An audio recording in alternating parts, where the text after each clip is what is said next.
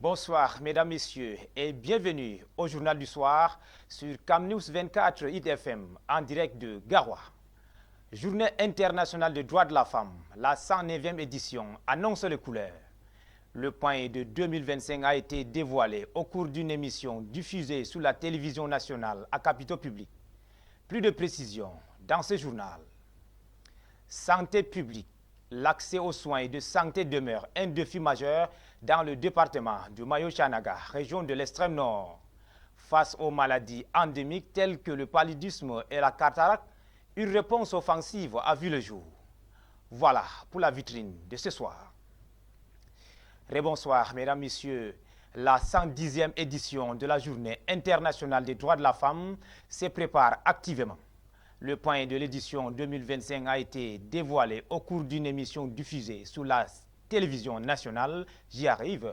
Zobel Apollinaire nous fait le point.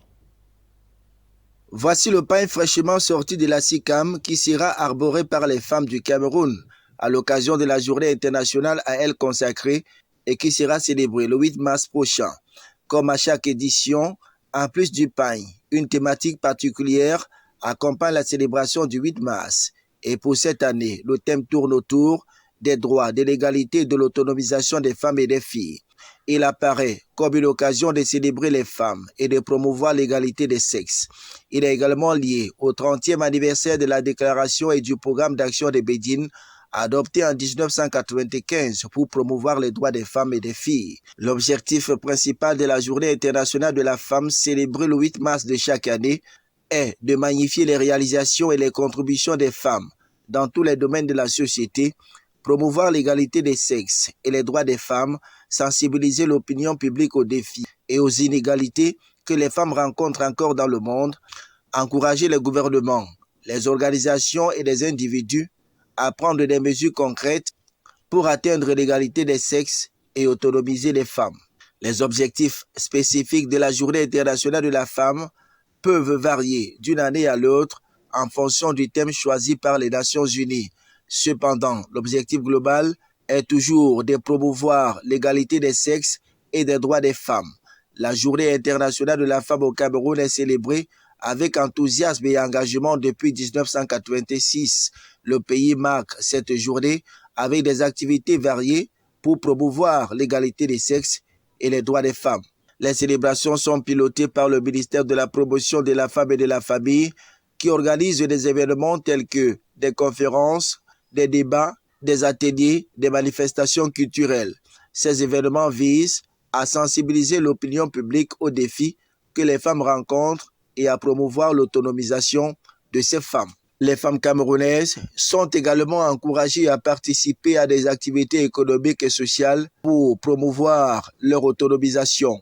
Des organisations non gouvernementales et les associations féminines jouent un rôle important dans la promotion des droits des femmes et de l'égalité des sexes au Cameroun. Nous vous le disions à l'entame de cette édition d'information, mesdames, messieurs, dans le département du Mayo-Chanaga, région de l'extrême nord Cameroun, l'accès aux soins de santé demeure un défi majeur. Face à des maladies endémiques telles que le paludisme et la cataracte, une campagne sanitaire ambitieuse a été mise en place.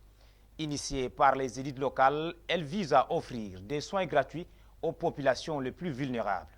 Boubacar Adam. Dans l'extrême nord du Cameroun, le département de Mayo-Chanaga fait face à un défi monumental, l'accès aux soins de santé.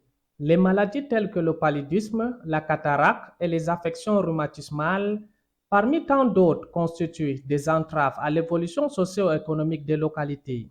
Pour pallier cette situation alarmante, les élites locales se sont mobilisées et ont récemment organisé la 3e édition d'une campagne sanitaire. Cet événement ambitieux permet aux habitants de tous les arrondissements de Mayo-Chanaga de bénéficier gratuitement de soins médicaux. Lors du lancement de cette opération, Dr Manaou Damalachi, ministre de la Santé publique, a souligné les enjeux cruciaux de cette campagne. Il a insisté sur l'importance d'apporter des soins aux populations les plus vulnérables et démunies. Les populations de Mayo-Chanaga puissent bénéficier, n'est-ce pas, de cette campagne gratuite de santé. Et donc, on est là pour regarder le circuit du malade, pour voir les dispositifs mis en place par l'équipe technique et surtout pour voir avec le directeur de l'hôpital régional annexe de Mokolo quelles sont les dispositions que lui-même il a prises pour... Cette initiative est renforcée par la collaboration d'experts médicaux tunisiens dirigés par l'ancien ministre de la Santé de ce pays. Une synergie qui promet d'enrichir le savoir-faire local et d'améliorer l'état de santé des populations. 14 salles opératoires, 4 salles opératoires de plus dédiées exclusivement à la gynécologie, parce que pour nous, la santé de la femme est au moins aussi importante que la santé de l'homme. Le docteur Manaouda Malachi a également profité de cette occasion pour visiter les chantiers d'un laboratoire moderne des urgences ainsi que le site du centre de dialyse en construction à l'hôpital régional annexe de Mokolo. Des infrastructures essentielles pour améliorer la qualité des soins dans cette région. Une initiative à encourager qui pourrait transformer le paysage sanitaire du Grand Nord et offrir un avenir meilleur aux populations. Le ministre des Finances a félicité les personnels du secteur de douane du Nord à l'aube de cette nouvelle année pleine de défis pour l'administration douanière. Louis-Paul Motazé les a également invités à mener une lutte acharnée contre les phénomènes de contrebande du commerce illicite et de la concurrence déloyale pour une mobilisation des recettes en 2025. C'était à l'occasion de la cérémonie de lancement des activités de la 72e édition Journée nationale de douane couplée à la remise des épaulettes et galons à 107 gabelous venus de 3 régions septentrionales. Reportage. Rampe de lancement des festivités marquant la Journée internationale de la douane édition 2025 au Cameroun, la ville de Garoua a servi de cadre aux différents orateurs pour féliciter le secteur de douane du Nord pour ses performances exceptionnelles. Sous la houlette de Raymond Touagaï, cette unité est passée de 4 milliards de francs CFA en 2020 à 7 milliards en 2024 de recettes collectées. Pour le ministre des Finances, la douane n'a pas seulement une fonction fiscale, elle assure également la sécurité publique. Dans cette région qui partage ses frontières avec 3 régions, dont le géant économique, le Nigeria, 107 gabelous, dont un commandant, 43 adjudants principaux, 50 adjudants et 8 brigadiers venus de l'extrême nord, du nord et de l'Adamawa, ont reçu de nouveaux galons et épaulettes des mains du ministre des Finances, des directeurs généraux et tous les staffs politico-administratifs de la région du Nord pour récompenser leur engagement dans la lutte contre le phénomène de la contrebande, du commerce illicite et de la concurrence déloyale. Les promis n'ont pas manqué en retour d'exprimer leur reconnaissance envers la hiérarchie et ont promis de relever les défis qui les attendent. En marge de cette cérémonie sanctionnée par un défilé militaire, le ministre des Finances, Louis-Paul Motazé, qu'accompagnait le directeur général de douane, Edwin Fungot, et le gouverneur de la région du Nord, Jean Abade Edi, a procédé à la visite des stands d'exposition à l'esplanade du stade de Rumdagia, reflet du dynamisme et de la vitalité des administrations, mais aussi des partenaires économiques privés. Le cap a été ensuite mis sous le chantier de construction du nouveau siège du secteur de douane du Nord pour s'enquérir de l'état d'avancement des travaux.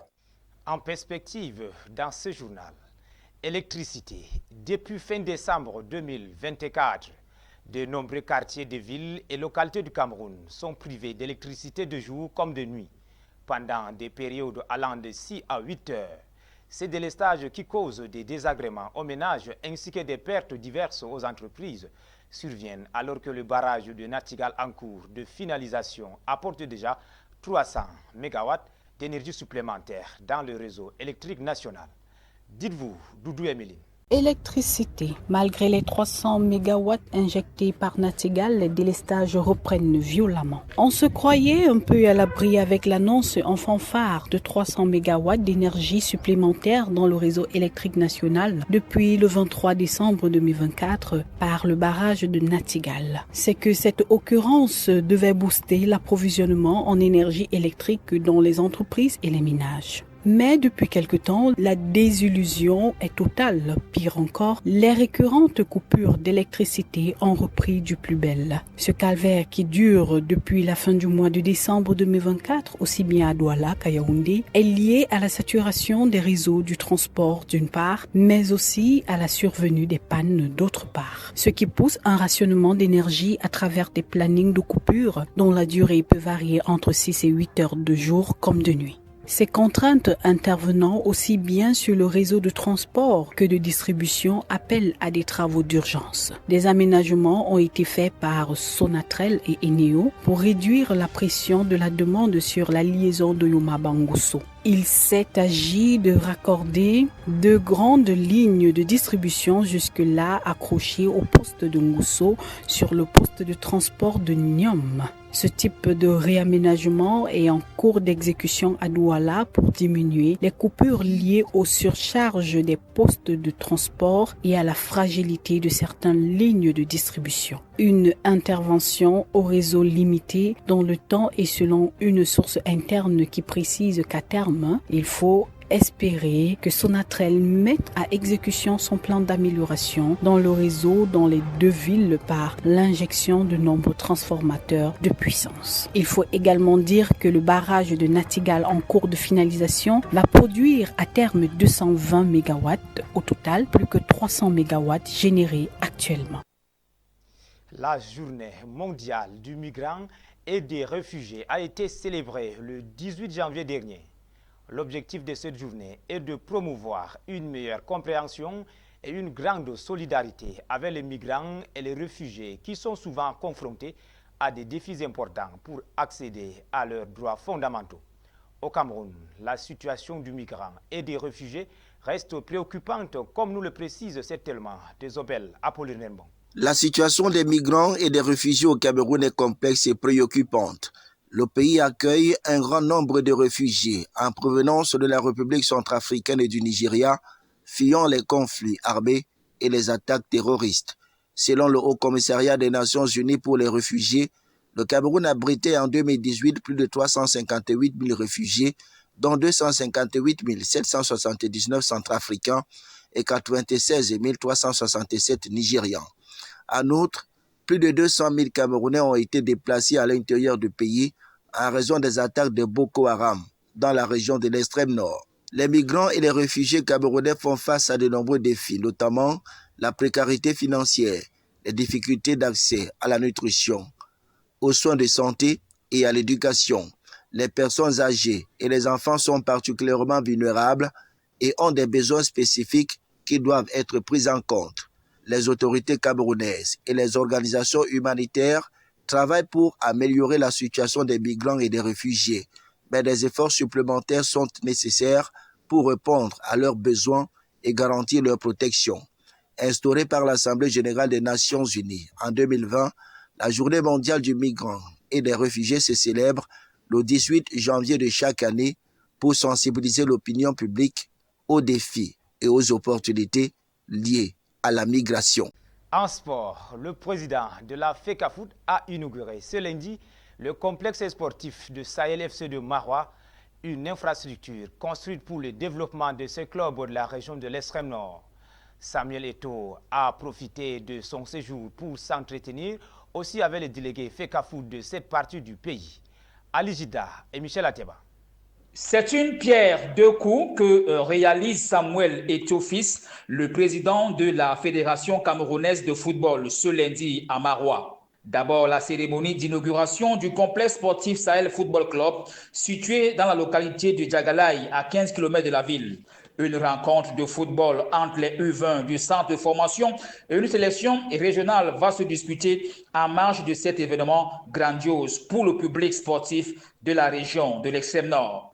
Créé par l'honorable Alioum Aladi Amadou en 1999, le complexe que bénéficie le centre de formation des footballeurs du Sahel, en abrégé CFFS, est l'une des grosses fiertés de la région. Par la même occasion, Samuel Eto'o va aussi rencontrer les délégués de l'Assemblée générale de la région. Bien que la FECAFOOT présente cette visite comme ordinaire, le timing et le format de ce déplacement prêtent à confusion. Plusieurs acteurs du football pensent que l'actuel président est déjà plongé dans la campagne de l'élection de décembre 2025. À 11 mois de celle-ci, Samuel Eto'o fils n'a encore dit si oui ou non il sera candidat à sa propre succession. Voilà, mesdames, messieurs, c'est la fin de cette édition d'information du soir sur CamNews 24 IDFM Radio. Merci pour votre aimable écoute. Passez une excellente soirée.